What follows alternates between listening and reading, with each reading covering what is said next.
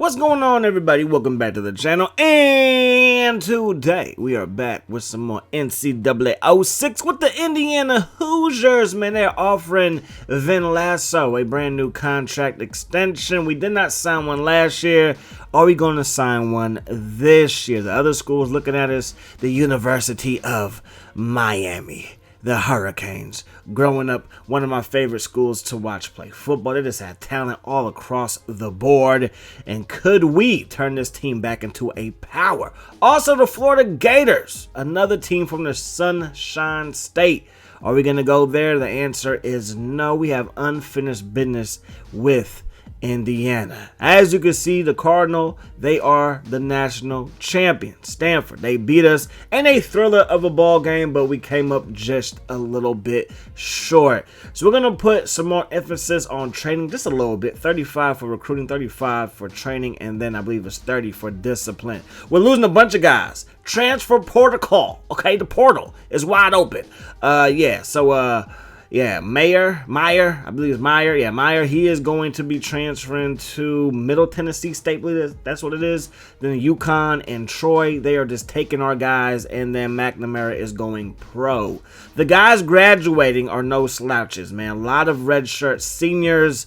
You see Swoops, he is gone. Walker, he is gone. Ronnie Smith is gone. Hurd, our fullback, is gone. Houston, Mr. Shutdown, he's gone. The sack artist, and Michael Williams is gone as well, and then we're beat up on the O-line and D-line. Stewart is gone as well. So is this a scenario where we're going to be maybe on the outside looking in on being one of the best teams in the Big Ten? One of the best teams in the whole nation. Only time will tell. Only time will tell. But hopefully we can reload and not be part of any rebuilds. And that's one of the best things about college football is that you get first round picks basically coming knocking at your door like, hey, we want to play with you. Especially when you are the caliber of program that we are. We are now a 6-star school. So that means that 5-star recruits and 4-star recruits, they want to mess with you heavy. So these are the guys that we're going after in recruiting. We already got one guy, cornerback, in season recruiting. So we got 23 scholarships out there. We can add one more, and we will add one more. We're going to go after another cornerback, and Rocky Morton, going to send our head coach out there, get Ncaa on the plane, go see him. He's in Illinois, which is kind of close. And when you got a pipeline that's close, you can talk location, and sometimes that does work. Unfortunately, we lose out on an athlete who did not qualify. I believe that's what that stands for. And we missed out on Rocky. He's going to be playing in the Big Ten. He's the best cornerback in the nation. And maybe I dropped the ball, but not trying to get after him. We do have solid cornerbacks, man. All of our cornerbacks are coming back except for Houston, who was the top dog. But the rest of the guys can ball out as well. So we did miss out on some other guys going in the Big Ten. But for the most part, this is our best recruiting class, man. This is the best recruiting class that we have had.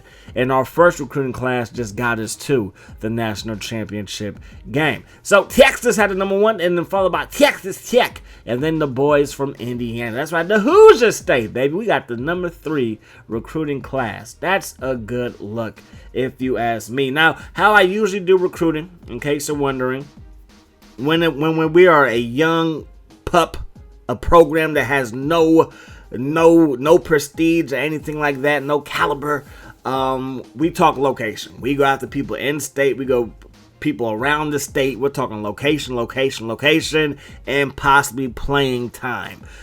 Those are the only things that are going to get guys to come to your school when you are not the best school. Now that we had just went to a national championship, we got 5 stars knocking at the door, say, hey, I want to play for this program, and that is a good look. Now, it won't be that way forever because, again, at some point, we're going to stick with this dynasty, but we're going to be going to a school that needs some help, all right? So anyways, our 2 athletes, one's going to be an outside linebacker, the other one's going to be a tight end. Is that a great fit? No, it's not really a great fit for us, but we need tight end help.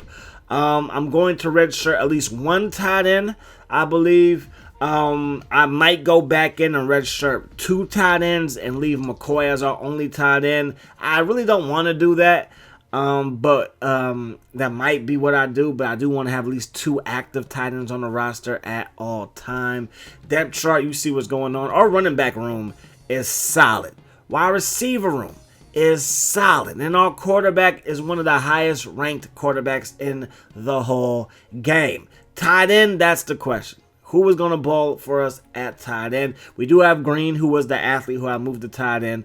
And then we had a tight end walk on. Most likely that tight end that walked on would definitely get redshirted, as you're going to see later. And Green, just because he's an athlete and never really played tight end, I might give him a chance to redshirt to get an extra year of eligibility under his belt. O-line looking good. I was nervous for a second, but we've been doing some good recruiting over the years.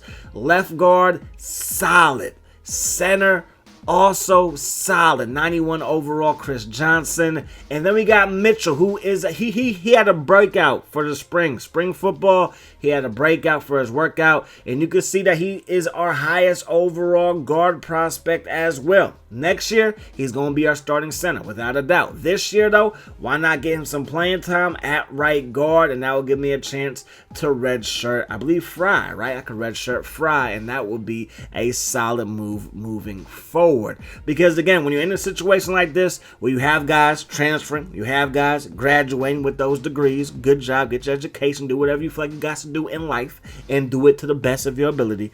But when you got guys leaving who are high overalls, you cannot not redshirt guys. You have to redshirt guys. I learned that with Northern Illinois. We had a lot of guys that I probably could have used their freshman year, but if I redshirt you and give you an extra year, let you get that composure up, I think we're going to be even in a better spot. Because overall is important. Speed is important. What they can do is important. But their composure is low. It's not going to be that great. And I've always said, when we go up against teams that run the ball fairly well, we have a problem stopping them. This season, though, we balled out versus teams that like to run the ball. All right, we really did. But think about the national championship game. They were able to run right at us, and they ran over the left guard most of the time. That was Booker's spot. Now, Booker balled out, and I ain't placing no blame nowhere. One, it's a video game. But two, they're trying to make it as realistic as possible. Booker, he was over the left guard, and they ran at him a lot. And he was, I don't want to say the weak link because he balled out, but he has the lowest composure out of all of our defensive linemen because he was a true sophomore, I believe. So, or maybe a redshirt sophomore. But again, stuff like that, it does matter. So composure, when you are a junior, when you are a senior, your composure is going to be all the way up there. When you are a sophomore, it's going to be a little bit low. So here we go, man. Schedule. We're going to schedule 11 opponents. We could go 12. I'm going to go 11 because most teams in the Big Ten go with 11. So Clemson, Texas, and then Virginia. Ohio State's our first Big Ten game. Then we got Wisconsin, Iowa, Illinois, Northwestern, who beat us last year, Michigan State, Penn State, and then Purdue. So again, a bunch of teams ranked. We're going to see how things shape up in the Big Ten. No Michigan on the schedule for the second straight year. Let's go through these red shirts. We got safeties galore. We know how to produce safeties. I'm a Dawkins. Maybe it's in the name. It's in the blood. I don't know. But we got safeties galore. We got Keys. He's coming back. 84 overall. Look at my corners. They all can run. They all can ball. I'm loving it. Smith is solid. 80 overall freshman, but he's going to get that red shirt. Buchanan with that 86 speed. I want to see what that can do. And I want Carrington to at least start the season as my starting inside linebacker. I like upperclassmen. I do, man. It's like having a small college basketball team. You can do some damage in a tournament if you got some juniors and some seniors on your team, because some of these guys that are younger, the freshmen, they might be wide-eyed. The moment might be a little bit too big for them, if you know what I mean. Anyways, man, so our defensive line looking pretty solid. I could have all four freshmen rotate the whole year. I'm probably not going to do that. We got 3 guys with 80 overall speed. That is crazy. But I feel like I want to give Bryant an opportunity, and maybe Irby is going to be sitting because I also like Hayward, who already got redshirted. So Hayward, he's probably going to get a little bit of playing time too. He stepped in fairly well last year when one of our defensive linemen went down.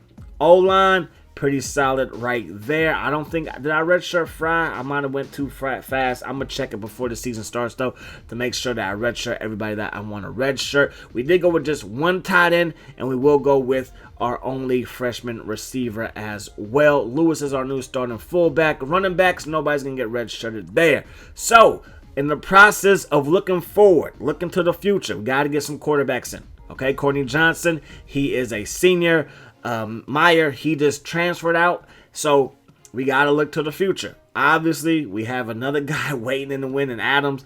But, hey, you never know what's going to happen. You never know what's going to happen. But I think after next year, we're going to be rocking with Dan Adams, and he's going to be a solid quarterback for us as well. I'm looking so forward to what the future brings with this program, and I'm still thinking about what school I'm going to take over after we win a couple of chips with Indiana. Hopefully we can do that. If we can't do that, I'm probably going to give myself like 10 years with Indiana. I'm thinking because you can do 30 years, maybe 10 years here, 10 years with another school, and then 10 years with a school after that. That's what I'm leaning towards, but we'll see what happens, man. Anyways, man, that's going to do it. The top 25, we're up in there. Obviously, we're one of the best teams, but I'm going to get it out of here. Hope you guys enjoyed the video. Peace, love. Hot sauce.